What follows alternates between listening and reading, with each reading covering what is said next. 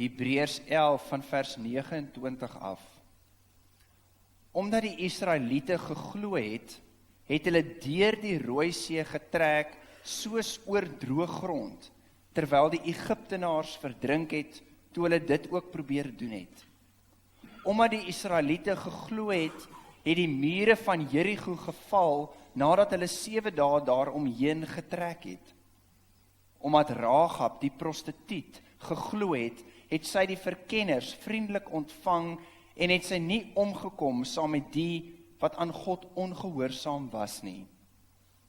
En wat moet ek nog meer sê?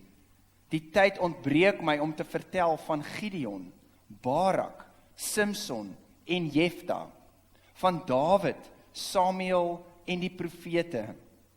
Deur die geloof het hulle koninkryke verower, die reg van God gehandhaaf en verkry wat God beloof het. Hulle het leeu se bekke toegestop, gloeiende vuur geblus en aan die swaard ontkom. Hulle het in swakheid krag ontvang, was sterk in oorlog en het die leers van vreemdes op die vlug gejaag. Vroue het hulle dooies teruggekry, opgewek uit die dood. Ander gelowiges wou nie die prys vir hulle eie vrylating betaal nie en is dood gemartel. Hulle wou die opstanding tot 'n beter lewe deelagtig word. Ander weer het bespotting en lyfstraf verduur, selfs boeye en gevangenskap. Gelowiges is met klippe doodgegooi, in stukke gesaag, met die swaard vermoor. Hulle het rondgeswerf in skaapvelle en in bokvelle. Hulle het gebrek gelei, is verdruk en mishandel. Die wêreld was hulle nie werd nie. Hulle het rondgeswerf in woestyne en op berge en het in grotte en in gate in die grond gelewe. En hoewel daar oor hulle almal van wie hulle geloof met soveel lof getuig is, het hulle nie verkry wat beloof is nie, omdat God vir ons iets beters beoog het, sodat hulle nie sonder ons die volëinding sou bereik nie. Terwyl ons dan so 'n groot skare geloofsgetuies rondom ons het, laat ons elke las van ons afgooi, ook die sonde wat ons so maklik verstrik. En laat ons die wedloop wat vir ons voorlê met volharding hardloop, die oog gefestig op Jesus, die begin en volëinder van die geloof. Terwille van die vreugde wat vir hom in die vooruitsig was, het hy die kruis verduur, sonder om vir die skande daarvan terug te deins. En hy sit nou aan die regterkant van die troon van God. Hou hom voor oë wat so 'n vyhandige optrede van die sondaars teen hom verdra het. Dan sal julle nie geestelik moeg word en uitsak nie. Dit is die woord van die Here.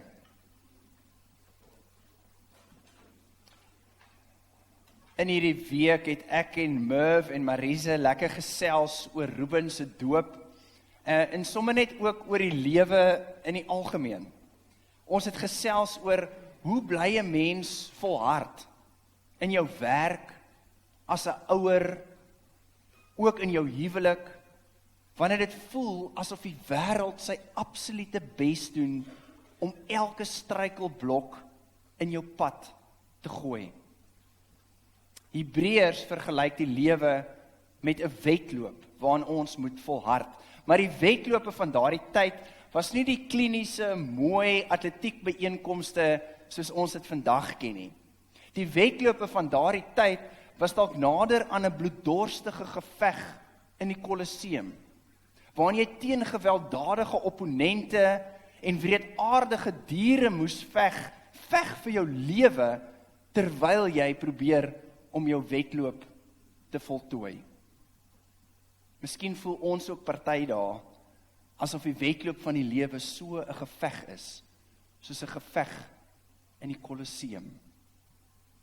Na ons gesprek, die doopgesprek tussen my en Merv en Marise, stap ek en Merv na die tyd na die kar toe, en Merv sê vir my, toe hy klein was, toe hy 'n kind was, het hy amper 'n onskuldige prentjie gehad van die lewe. Amper 'n idilliese prentjie, min wetend hoe dinge in hierdie lewe kan raak. Min wetend dat elke goeie en elke mooi ding in die lewe kom met 'n reuse stryd. Vol terugslae, vol teleurstellings, vol pyn.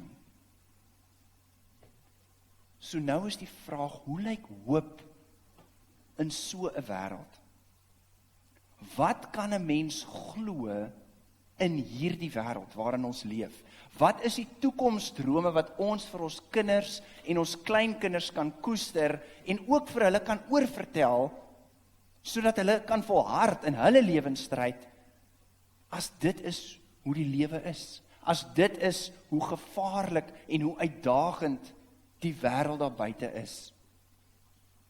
Een van die diepste en die mees aangrypende uitbeeldings van Christelike geloof en hoop in wat dit behels in hierdie wêreld, kry 'n mens in die musiekblyspel Les Miserables. Dit is gebaseer op een van die beste boeke seker van die 19de eeu, geskryf deur Victor Hugo met dieselfde titel, Les Miserables, wat beteken die miserables, die ellendiges. En hierdie blyspel word opgevoer van 1985 tot 2019 in die West End in Londen. Die verhaal word vertel teen die agtergrond van die rebellie in Parys van 1815 tot 1832. En die boek het verskeie filosofiese en teologiese temas wat aangespreek word, en dit het ook 'n skerp sosiale kommentaar oor al die onreg in die samelewing, veral ook die onreg teenoor die armstes, die miserables van die samelewing, die geringstes. Maar die tema wat my seker die diepste getref het, veral in die musiekblyspel, was die worsteling van hoop in 'n wêreld waarvan soveel mense, veral die armes, veral die geringes, nooit die vervulling sien van die toekomsdrome wat hulle gekoester het nie. Die klein weeskind Cosette, haar gesig is die ikoniese embleem van die stuk. Maar sy word groot onder die toesig van geldgierige voogouers wat 'n oornaghuis bestuur. En terwyl die kleine Cosette gedwing word om die oornaghuis se morsige vloere te vee, sing sy oor haar droom van 'n kasteel in die wolke. There is a castle on a cloud. I like to go there in my sleep. Aren't any floors for me to sweep, not in my castle on a cloud. There is a lady all in white, holds me and sings a lullaby. She's nice to see and she's soft to touch. She says, Cosette, I love you very much. I know a place where no one's lost. I know a place where no one cries. Crying at all is not allowed, not in my castle on a cloud. Maar hierdie onskuldige drome van 'n kind word deur die harde werklikhede van die wêreld verwoes. En dit hoor ons in die bekende lied I Dreamed a Dream. Dit word gesing deur Cosette se ma van 10. Sy het die bietjie geld wat sy verdien het in 'n fabriek waarin sy gewerk het, gestuur vir haar buiteegtelike kind Cosette. Maar toe sy haar werk in die fabriek onregverdiglik verloor, eindig sy in 'n lewe van prostitusie. Sy moet selfs haar hare en van haar tande verkoop net vir 'n bietjie geld om te kan oorleef. En kort voor haar vroeë dood sing sy hierdie hartverskeurende lied I Dreamed a Dream. Kom ons luister na hierdie lied.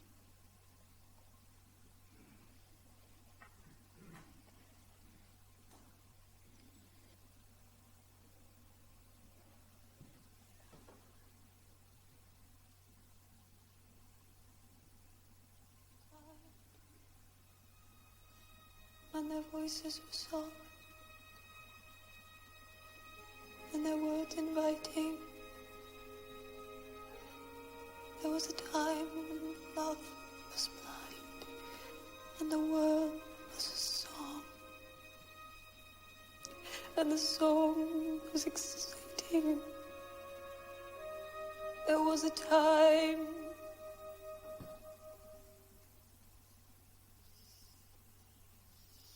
then it all went wrong.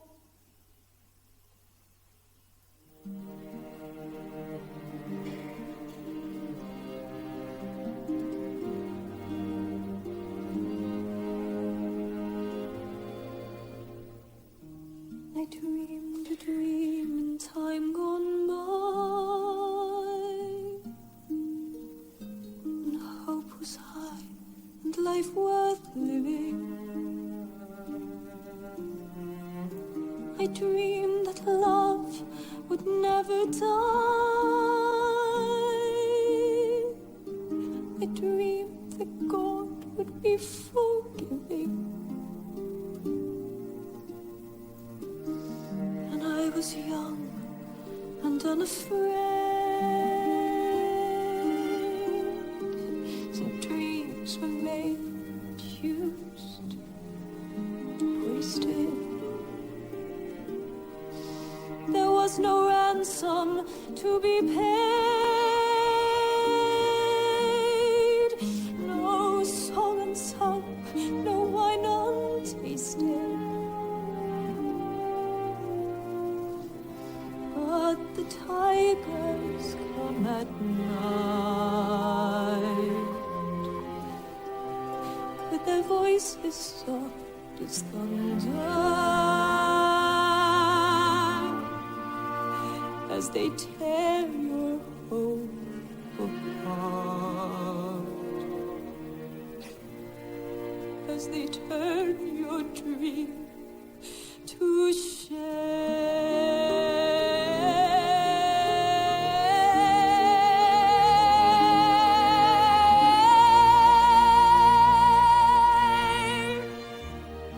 Slept the summer by my side. He filled my days with endless wonder. He took my childhood in his stride, but he was gone when autumn came.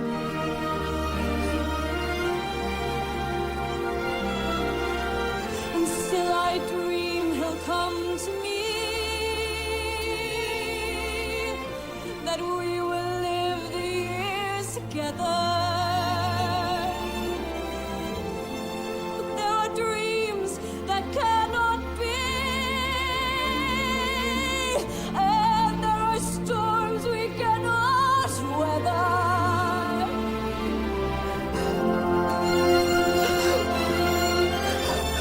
I had a dream my life would be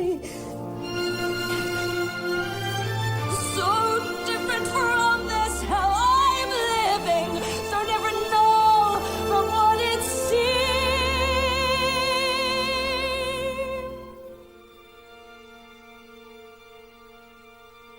Oh, life has killed the dream I dreamed.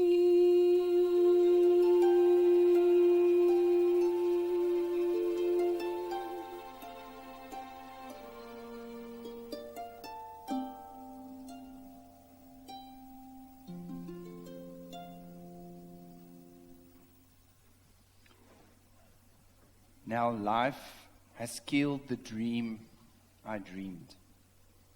'n skrikwekkende sinnetjie, maar een wat so algemeen is. Dit staan om die waarheid te sê aan die hart van die menslike kondisie. Die feit dat die lewe nie uitwerk soos ons gedink het dit sal uitwerk nie. En dan is die vraag, waarin vind ons hoop? Hoe bly ons volhard? Hoe hou ons aan om te stry en te veg vir dit waarin ons glo, as dit lyk asof ons strewes en verwagtinge nooit vervul sal word nie? Een perspektief, 'n perspektief wat Hebreërs ook gee, is dat ons 'n gedagte moet hou dat ons lewens is nie die volle prentjie nie. Al sien ons nie in ons leeftyd die vervulling van ons hoop en ons geloof nie, kan ons steeds daarvoor stry en veg, want dit mag dalk eers in 'n volgende generasie tot vervulling kom. In 'n gesprek later in die verhaal in Les Mis kom hierdie gedagte ook na vore, om jou lewe te gee vir 'n groter saak. Een karakter, Marius, raak verlief op Cosette, wat nou 'n vrou is. Maar Marius se vriende sê vir hom, dat sy liefde vir Cosette is kinderagtig. Daar's groter sake om voor te veg, naamlik die rebellie in Parys. En Marius se een vriend sing, hy sê, Marius, you're no longer a child. I do not doubt you mean it well, but now there is a higher call. Who cares about your lonely soul? We strive towards a larger goal. Our little lives don't count at all. Sy vriend sê vir hom, om sy kinderagtige drome te laat vaar, dalk ook drome soos Cosette, van 'n kasteel in die wolke, van liefde, van 'n gesin in 'n gelukkige huisie. En dan begin al Marius se jong vriende opgewonde saam sing, die refrein van die rebellie, met hulle rooi vlae wat hulle swaai. Red, the blood of angry men. Black, the dark of ages past. Red, the world about to dawn. Black, the night that ends at last. Hulle veg vir 'n nuwe dag wat sal breek. Hulle eie lewens maak nie meer saak nie, want hulle is bereid om te sterf vir hierdie nuwe toekoms. Hulle lewe vir 'n hoop wat groter is en verder strek as hulle eie lewens. Maar al hierdie jong manne sterf in die barrikade wat hulle opgestel het teen die Paryse soldate. Net Marius oorleef. Na die slagting van al sy vriende, keer Marius terug na die plek waar al sy vriende opgewonde gesing het van die rebellie en mekaar opgesweep het om hulle lewens te gee vir 'n saak groter as hulle self. En dan sing hy hierdie lied, Empty Chairs at Empty Tables. There is a grief that can't be spoken. There is a pain goes on and on. Empty chairs at empty tables. Now my friends are dead and gone. Here they talked of revolution.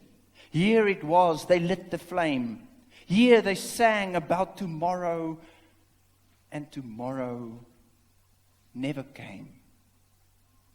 From the table in the corner, they could see a world reborn. And they rose with voices ringing, and I can hear them now.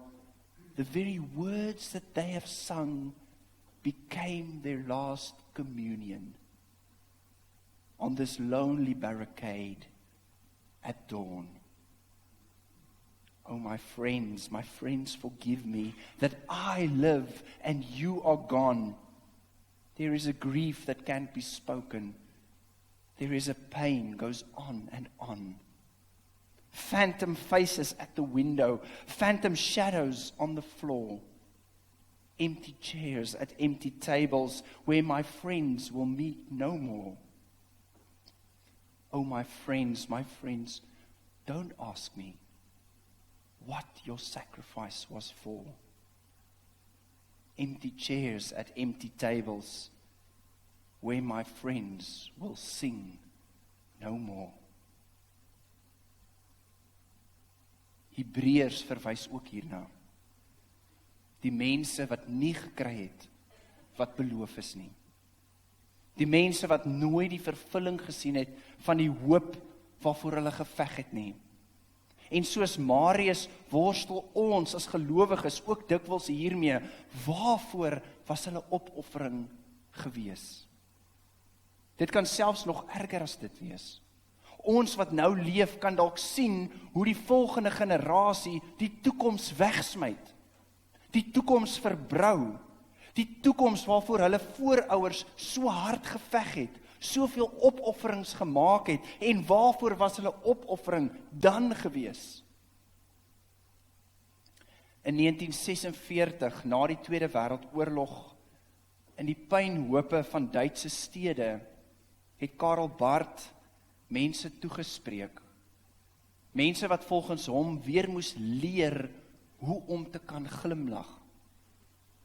Soos Marius moes hierdie mense sekerlik gewonder het, waarvoor het my geliefdes hulle lewens verloor?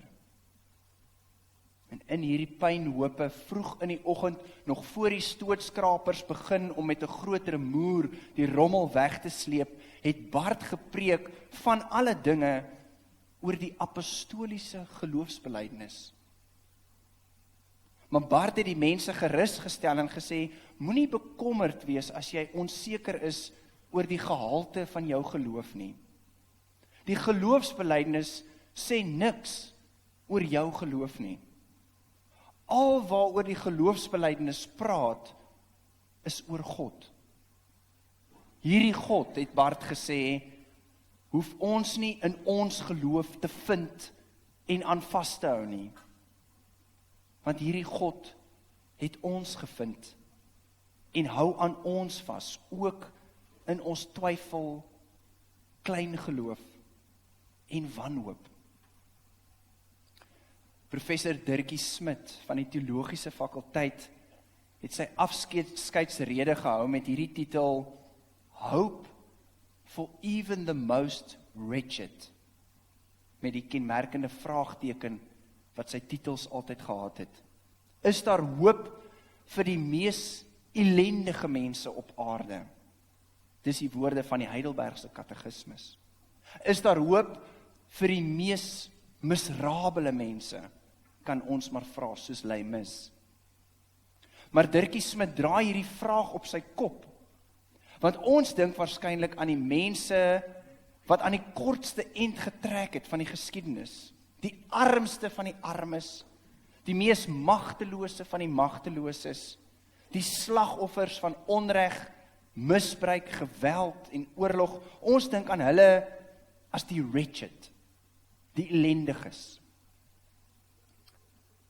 Maar Smit vra of diegene wat aan die wenkant van die geskiedenis staan, die rykste van die rykes, die korrupste van regeerders, die korrupste besigheidsmanne, die magtiges wat die koers van die geskiedenis bepaal het, die oortreders van uitbuiting, mishandeling, geweld en oorlog, is hulle nie die mees ellendige, die wretched nie.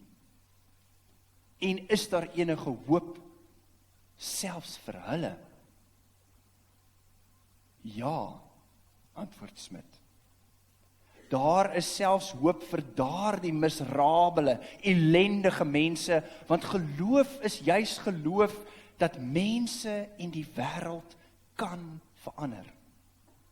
Geloof is juis om te glo dat mense nie hoef te maak soos hulle maak nie, en dat die wêreld nie hoef te wees soos dit is nie. Geloof berus nie op hoe mense en die wêreld tans is nie. Geloof berus volgens Hebreërs op dit wat ons nie sien nie. Geloof is om die onsienlike God te sien, die onsienlike nuwe wêreld van God te sien, sê Hebreërs. En dit stel gelowiges in staat om te volhard, om nie geestelik moeg te word en uit te sak nie, omdat ons eenvoudig weier om te aanvaar hoe mense tans is. Omdat ons eenvoudig weier om te aanvaar hoe die wêreld nou werk. Omdat ons in die verte met die oë van geloof sien hoe die wêreld kan wees. Hoe mense kan maak. En dit is wat ons doop ook sê. Die doop sê dat ons identiteit word nie bepaal deur ons geskiedenis, deur ons gene of deur ons omstandighede nie. Want ons het gesterwe en saam met Christus opgestaan. Daarom sê die doop word ons identiteit bepaal deur die toekoms. Deur dit wat ons kan wees in Christus. Ons woon op hierdie aarde, maar ons leef anders op hierdie aarde, want ons is alreeds burgers van die nuwe aarde. Ons gedrag word nie bepaal deur die werklikhede van hierdie wêreld nie, maar deur die oneindige moontlikhede van God se nuwe wêreld. Ons leef vir 'n môre. 'n Môre wat ons nie in ons leeftyd volkome sal sien nie. Miskien as ons gelukkig is, sal ons klein tekens daarvan sien. Vlietende oomblikke daarvan ervaar. Proeseltjies daarvan proe. Maar ons leef vir 'n môre waarin God se koninkryk sal kom en waarin God se wil sal geskied op die aarde soos in die hemel. Want al sien ons nie in ons eie leeftyd die volkome vervulling van God se nuwe wêreld nie, is dit die enigste wêreld wat die moeite werd is om voor te leef. En dit is die enigste wêreld wat die moeite werd is om voor te sterf. Kom ons kyk na hierdie slottoneel waarin die hoofkarakter van Les Mis, Jean Valjean, sterf. En dan hoor ons in die slotlied hoe almal wat reeds gesterf het saam met hom sing, Do you hear the people sing? Lost in the valley of the night. It is the music of a people who are climbing to the light. For the wretched of the earth, there is a flame that never dies. Even the darkest nights will end and the sun will rise. They live again in freedom in the garden of the Lord. They will walk behind the bloodshed. They will put away the sword. The chain will be broken and all men will have their reward. Will you join in our crusade? Who will be strong and stand with me? Somewhere beyond the barricade, is there a world you long to see? Do you hear the people sing? Say, do you hear the distant drums? It is the future that they bring when tomorrow comes. Tomorrow comes. Kom ons kyk hier nou.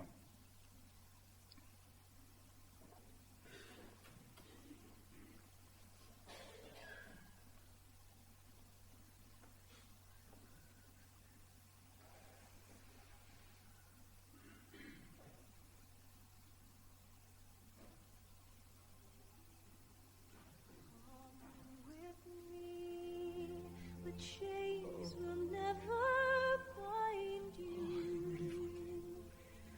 All your grief lost behind you. Look in heaven, look down on him in mercy. Forgive me all my trespasses and take me to your glory.